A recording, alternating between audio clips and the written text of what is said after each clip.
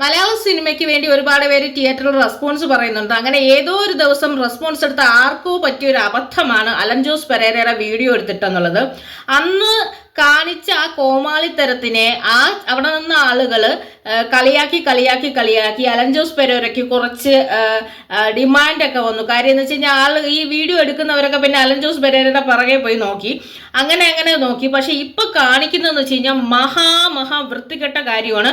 മലയാള സിനിമയുടെ ഏറ്റവും മഹാനായ നടൻ നമ്മളെ വിട്ട് പിരിഞ്ഞ മണിച്ചേട്ടന്റെ വാസന്തി ലക്ഷ്മിയും ഞാനും എന്ന് പറഞ്ഞ സിനിമയുടെ ഒരു സീൻ അഭിനയിച്ചു കൊടുക്കാൻ ഏത് വിവരമില്ലാത്ത യൂട്യൂബറാണെന്ന് അറിഞ്ഞുകൂടാ ഏതോ ഒരാൾ അല്ലെങ്കിൽ അയാളുടെ കഷ്ടകാലത്തിന് അബദ്ധത്തിന് പറഞ്ഞപ്പോൾ അത് കാണിച്ചതിനെ വൃത്തികേടാക്കി കോമാളിത്തരവാക്കി. നമുക്കറിയാം മണിച്ചേട്ടനെയൊന്നും അങ്ങനെ എങ്ങനെയൊന്നും ആർക്കും അനുകരിക്കാൻ പറ്റത്തില്ല. അദ്ദേഹം ചെയ്തു വച്ചിട്ട് പോയതൊക്കെ അദ്ദേഹത്തിന് മാത്രം സ്വന്തമായ കാര്യങ്ങളാണ്. ഇത് അറിഞ്ഞു വച്ചുകൊണ്ട് ഈ വൃത്തികേട് ഒന്നുകിൽ ചെയ്യുന്നവന് ബോധം വേണം, അല്ലെങ്കിൽ ചെയ്യിപ്പിക്കുന്നവന് ബോധമാണ്. അതിനുശേഷം ദിലീപേട്ടനെ കുറിച്ച് ഒരു പാട്ട് പാടാൻ പറ്റുമെന്ന് വെച്ച്.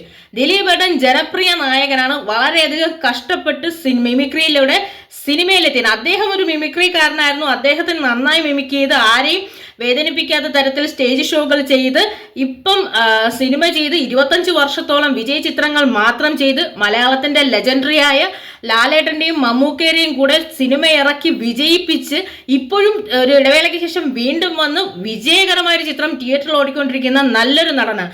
അദ്ദേഹത്തിനെ കുറിച്ച് പാട്ട് പാടാൻ പറയാൻ വേണ്ടിയിട്ട് ഈ വിവരവും ബോധവും ഇല്ലാത്ത ഇതിൻ്റെ അടുത്ത് പറഞ്ഞ ആ വീഡിയോ എടുപ്പിച്ചവനെ ഇട്ടവന്റെയും കാര്യമാണ് ഞാൻ പറഞ്ഞത്. ഇത്രയും വിവരമില്ലായ്മ എന്തിനു കാണിക്കണമെന്ന്.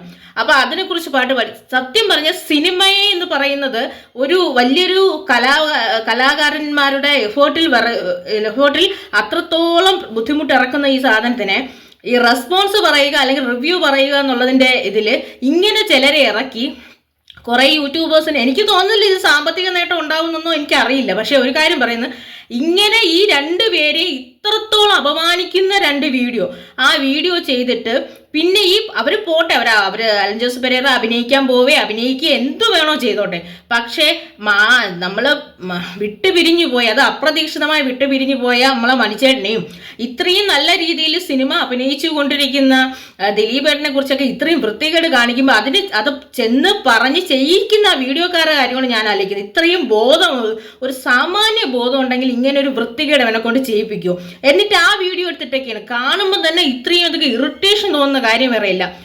ദയവ് ചെയ്ത് തിയേറ്റർ റെസ്പോൺസ് എടുക്കാൻ പോകുന്ന സാമാന്യ ബുദ്ധിയുള്ള ഒരു സാമാന്യ വിവരമുള്ള ഒറ്റ ഒരാൾ ദയവ് ചെയ്ത് അവന്റെ മുമ്പിൽ ഇനി ക്യാമറ വെക്കരുത്. അവന്റെ വായിന്ന് ദേ വരും, കാരണം അവന് വിവരമില്ല. ഈ എടുക്കുന്നവനും കൂടി ഇത്രയും വിവരമില്ലായ്മ കാണിച്ചോളെ. അല്ലെങ്കിൽ ദയവ് ചെയ്ത് സിനിമയെ കുറിച്ച് ചോദിച്ചോ, എന്തിനെ കുറിച്ച് ചോദിച്ചോ, ഈ പാവപ്പെട്ട നമുക്ക് വേണ്ടിയിട്ട് ഒരുപാട് കാര്യങ്ങൾ ചെയ്തു വെച്ചിട്ട് പോയ ഈ നടന്മാരെ അപമാനിക്കാൻ വേണ്ടിയിട്ടുള്ള ഒരാളായിട്ട് ഇത് ഉപയോഗിക്കരുത്. മിമിക്രി എന്ന് പറയുന്നതും മോണാക്ട് എന്നൊക്കെ പറയുന്നതൊക്കെ വലിയ കലാരൂപങ്ങളാണ്, നല്ല രീതിയിൽ കലാരൂപങ്ങളാണ്. അല്ലാതെ ഇവനൊക്കെ തോന്നിവാസം കാണിക്കുന്നതിന്റെ പേരല്ല. ദയവ് ചെയ്ത് സാമാന്യ ബുദ്ധിയെങ്കിലും ഉള്ള ഒരു യൂട്യൂബറും ദയവ് ചെയ്ത് അവന്റെ മുമ്പിൽ ഇങ്ങനെ വെച്ച് ക്യാമറ ചെയ്ത് അങ്ങനെ ചെയ്ത് നിങ്ങൾ പബ്ലിസിറ്റി ഉണ്ടാക്കരുത്. അതിനെക്കാട്ടി ഭേദം നിങ്ങൾ ഒരു പണിയും ചെയ്യാതെ ചുമ്മാ വീട്ടിയിരിക്കുന്നതാണ്.